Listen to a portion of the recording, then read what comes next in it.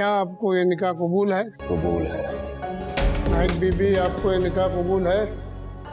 ہاں قبول ہے۔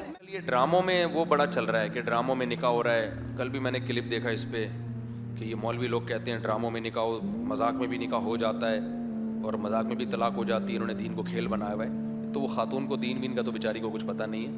دیکھو نبی صلی اللہ علیہ وسلم کی صحیح حدیث ہے، ثلاث جدہن جد وہزلہن جد. ایک منٹ میں ذرا بات کروں. تین چیزیں حقیقت میں بھی حقیقت اور مذاق میں بھی حقیقت.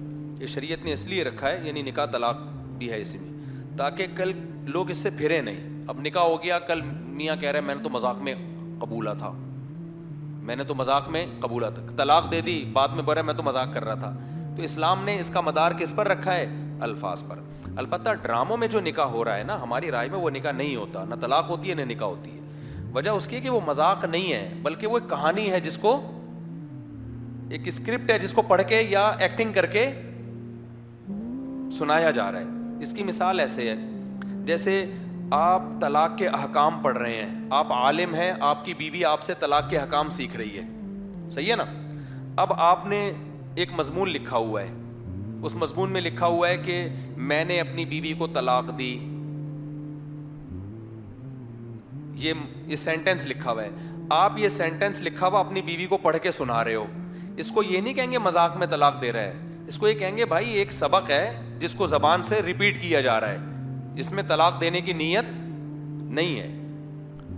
تو یہ حکایت کہتے ہیں اس کو، حکایت. ایک چیز کو نقل کیا جا رہا ہے، کہانی ہے، پڑھ کے سنائی جا رہی ہے.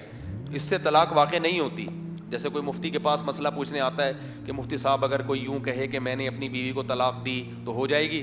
مفتی کہے ہو گئی ہے تیری بیوی کو، کیونکہ تو نے یہ کہا ہے کہ میں نے اپنی بیوی کو طلاق دی. تو وہ تھوڑی کہے گا کہ میں نے کہا ہے، وہ کہے میں تو پوچھ رہا ہوں. تو کہانی کوئی سنا رہا ہو کسی کو، اور اس سنایا کبھی بزبان حال جاتا ہے، یعنی کبھی زبان سے سنایا جاتا ہے، کبھی ایکٹنگ کر کے سنایا جاتا ہے. تو ڈرامے میں پہلے ایک اسکرپٹ لکھی ہوئی ہوتی ہے، ایک کہانی ہوتی ہے، جس کہانی کو ایکٹنگ کی شکل میں بیان کیا جا رہا ہوتا ہے. تو اس پہ وہ والی حدیث نہیں فٹ بیٹھتی کہ تین چیزیں حقیقت میں بھی حقیقت، مذاق میں بھی حقیقت. اس لیے کہ مذاق نہیں ہو رہا، یہ تو ایک کہانی سنائی جا رہی ہے.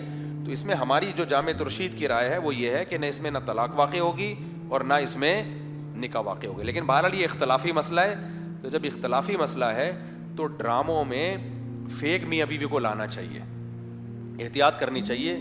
ڈرامے والے کو چاہیے کہ جب وہ طلاق کے لیے جس کو کریکٹر ہونا تو اس کی سچی مچی کی بیوی نہ ہو. یعنی اگر وہ اپنی سچی مچی کی بیوی کو ڈرامے میں کہے گا تمہیں طلاق ہے طلاق ہے طلاق ہے، تو ہماری رائے تو یہ کہ نہیں ہوگی طلاق، کیونکہ یہ ایک کہانی ہے، اسٹوری ہے، جس کو پڑھ کے سنایا جا رہا ہے. لیکن پھر بھی بہت سے علماء کہتے ہیں ہو جاتی ہے. تو احتیاط یہی ہے کہ ایسا کام مت کرو جس میں شک اور وسوسہ پیدا ہو. ڈرامہ تو ویسے ہی ٹھیک نہیں ہوتا، اور اگر بنانا ہی ہے تو سچی مچی کی بیوی کے بجائے کوئی جھوٹی موٹی کی رکھ لو. کیا خیال ہے؟ ویسے بھی ڈراموں میں اکثر جھوٹی موٹی کی ہی ہوتی ہیں بیویاں. کسی اور کی بیوی ہوگی، بنی ہوئی آپ کی ہوگی، وہ اس کو پتہ نہیں غصہ ہی نہیں آ رہا ہوتا. ورنہ غیرت کے خلاف ہے یار، آپ کی بیوی جھوٹی موٹی میں بھی کسی کی بیوی بن جائے تو غصہ آئے گا نا.